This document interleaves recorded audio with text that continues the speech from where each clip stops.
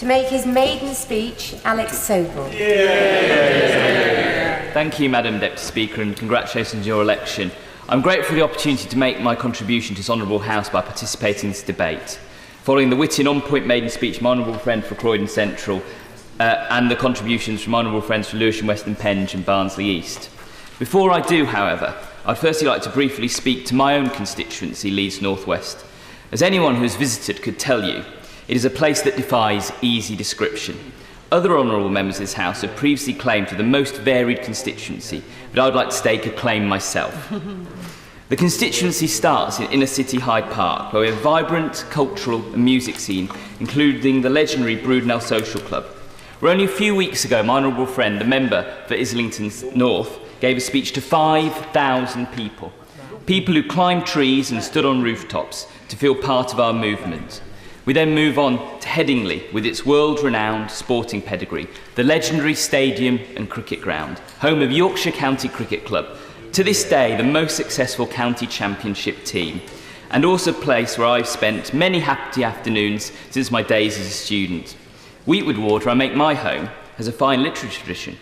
Once the home of Tolkien, in a towered residence in West Park reminiscent of Minas Tirith, now home to many other creative figures, including award-winning television writer Kay Mellor. Across the Ring Road, Adel is a setting for the Grade 1 listed Church of St John the Baptist, one of the best and most complete Norman churches in the country.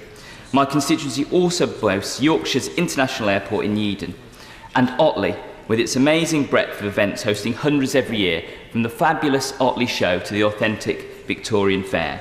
Between the market towns of Yeadon and Otley lies the beautiful upland Chevin, from which the foundation stones of this very house were hewn. So Leeds North West provides the very foundation of our parliamentary democracy.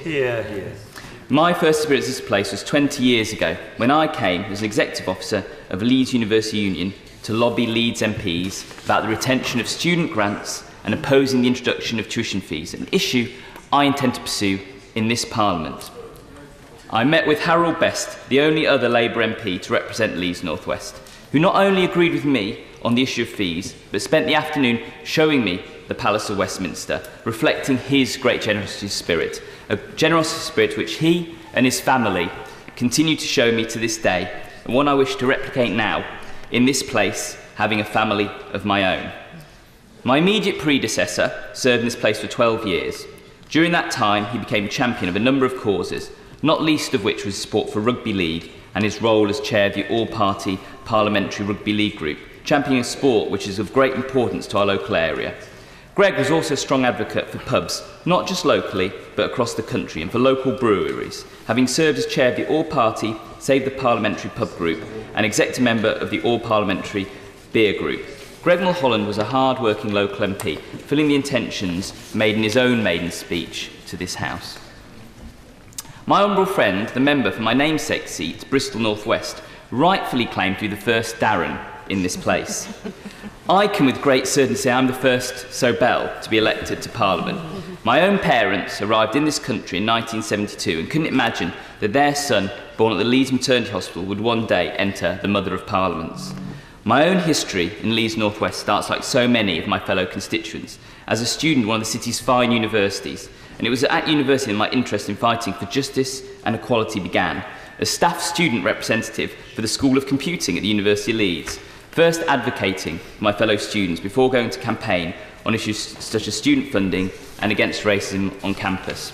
I'm still an elected member of Leeds City Council, and prior to my election here, I was the lead for climate change and chair of the Affordable Warmth Partnership, two topics that are close to my heart and to which I'll return shortly. I turn now to the substantive issue of the debate.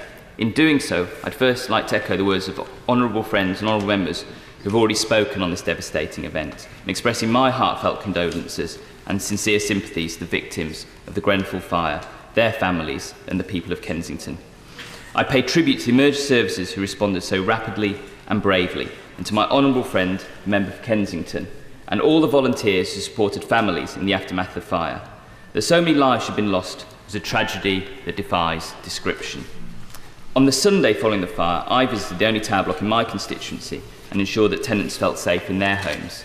Leeds City Council have confirmed to me that no aluminium composite material cladding has been used as council-owned blocks of flats in Leeds.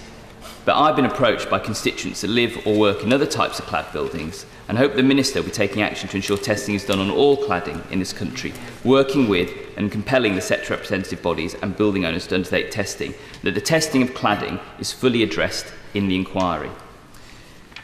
Madam Deputy Speaker, I'm sure that all members of the House agree with me on the need for urgent action on safety, but I would also like to address the use of cladding as part of our wider aims to reduce carbon emissions and to reduce fuel bills, tackling fuel poverty.